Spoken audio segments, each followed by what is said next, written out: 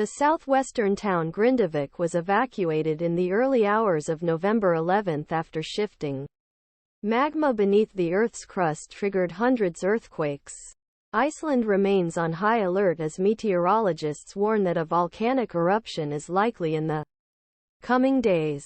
Grindavik, a small fishing town in southwest of the country, is center of seismic activities that have been ongoing since November 10.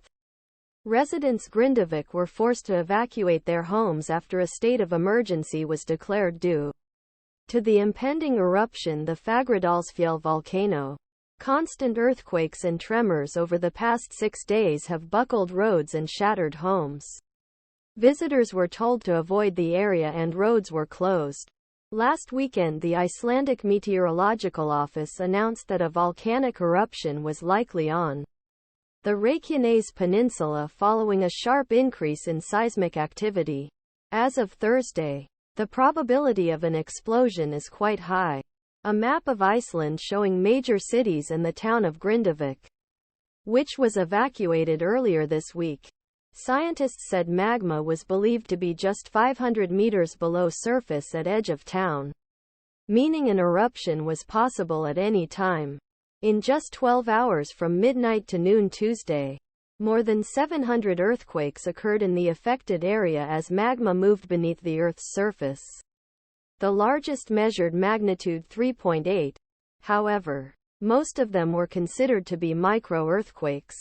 Matthew Roberts, who works at the EMO, said this could be a sign of a new boom cycle. How did the government respond? On Tuesday, authorities in Iceland began the process of building defensive walls around the Svartsengi Geothermal Power Plant to protect it from lava flows. The power plant provides electricity to the entire country. Residents were allowed return to Grindavik briefly on Tuesday, recover valuables and collect essential items. This is one of biggest evacuations we've ever experienced. Aslaug Yngvadottir Tulinius, who works for the Icelandic Red Cross, told BBC, "This has a huge impact on all Icelanders.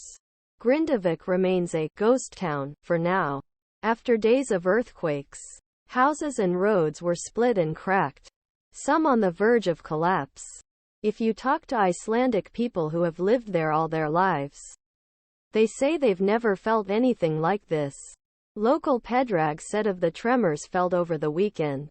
Citizens are waiting in their cars to reach their homes in the fishing town of Grindavik, which was evacuated on Wednesday.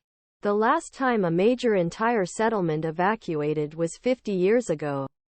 In 1973, when a volcano unexpectedly erupted on the island of Heimaey off the south coast of Iceland, said volcanologist Dave McGarvie, who studies volcano-ice interactions. He told Yahoo News at Lancaster University in England last Friday. The Department of Civil Protection and Emergency Management told residents that it is clear that we Icelanders are facing events we have not experienced before. But he asked them to remain